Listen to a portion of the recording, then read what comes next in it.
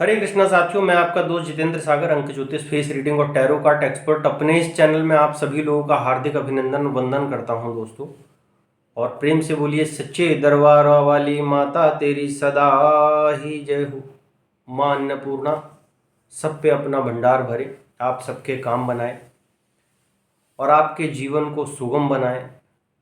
वो करुणा करने वाली हैं, करुणा निधान हैं, भक्त वत्सला हैं, आदि हैं, अनंत हैं। तो ऐसी माँ के श्री चरणों में कोटि कोटि नमन, बारंबार प्रणाम।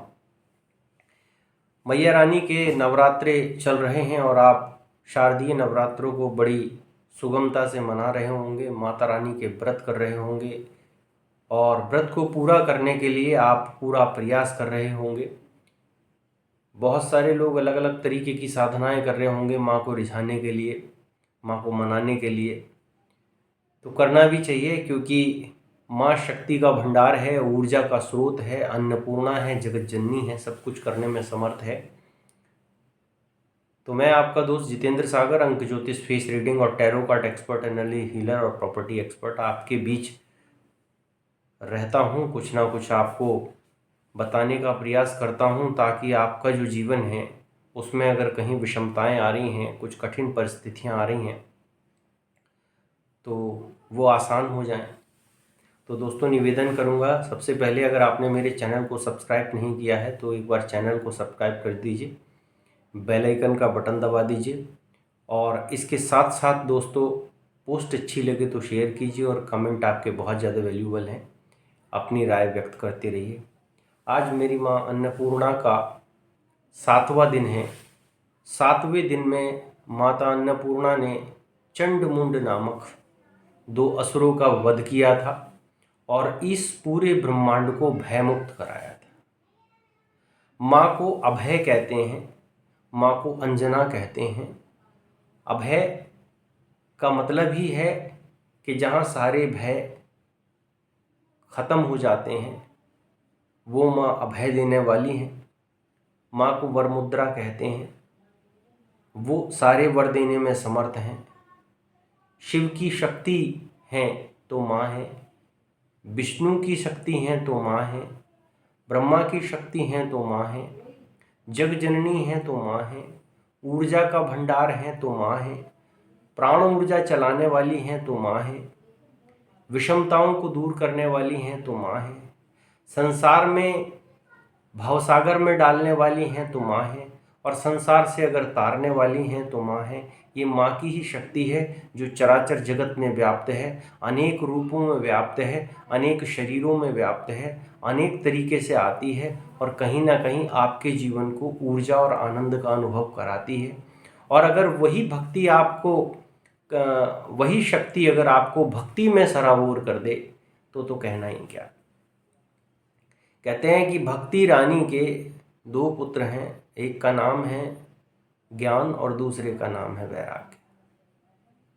जिस व्यक्ति को ज्ञान मिल जाता है, पहले तो व्यक्ति पूरे जीवन ज्ञान ढूंढता है, लेकिन जिस दिन उसे ज्ञान मिल जाता है उस दिन वो वैरागी हो जाता है, यानी विषमताओं से दूर हो जाता है।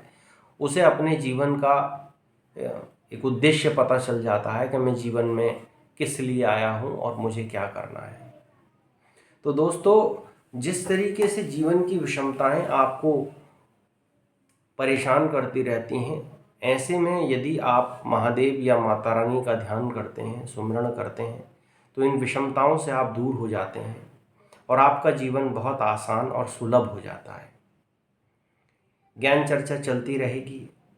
एक छोटा सा प्रयोग आपको बताऊंगा, क्योंकि मेरा दैनिक रूटीन में एक काम है कि मैं कोई एक ऐसा प्रयोग जरूर आपको बताऊं जिससे आपकी चीज़ें सुलभ हो जाएं।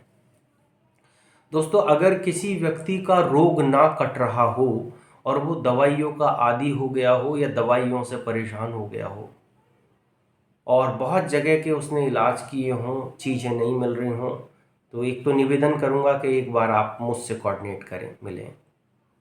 दूसरा, साथ ही साथ एक छोटा सा प्रयोग भी बताऊंगा। वो प्रयोग अगर आप करते हो तो अगर महामाई की इच्छा हुई तो आप धीरे धीरे दवाइयों से मुक्त हो जाओगे और पूर्ण रूप से स्वस्थ हो जाओगे।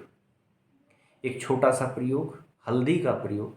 हल्दी की 5 गांठें लेनी है आपको, और 5 गांठें लेने के बाद में जब माँ अन्नपूर्णा की आप जोत जलाते हो घर में, नहीं जलाते हो, कुछ लोग नहीं जलाते हो तो नौ दुर्गे चल रहे हैं, माँ अन्नपूर्णा की प्यारी सी जोत जलाइए। और जोत ऐसे जलानी है आपको, ये रुई लेनी है, रुई के ऊपर 2 लौंगे इस तरीके से लगानी है और इसको कलावे से इस तरीके से रोल कर देना है, रखना है। और थोड़े से चावल इसके चारों तरफ डाल देने हैं। उसके बाद देसी घी डालना है, ऊपर हल्का सा कपूर लगा के आप इसे प्रज्वलित कर दीजिए।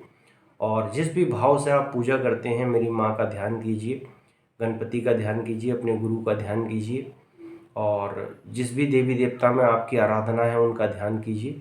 और ध्यान करने के बाद में वो 5 हल्दी की गांठें मंदिर में रख दीजिए और माँ को बता दीजिए कि माँ मेरा नाम ये है, पिताजी का नाम ये है, दादाजी का नाम ये है, गोत्र ये है, मैं रोगों से मुक्त नहीं हो रहा हूँ, कृपया मेरी माँ मुझे रोगों से मुक्त करें। ऐसी प्रार्थना करते हुए वो गांठें आप एक दिन रखा रहने दीजिए। अगले दिन जैसे सुबह आप पूजा करेंगे, अगले दिन उठाइए सुबह में, और उठाने के बाद में उन्हें क्या काम कर दीजिए, अपने पिलो में डाल दीजिए। पिलो मतलब आपके घर में जिस आप तकिए को इस्तेमाल करते हैं उस तकिए में डाल दीजिए।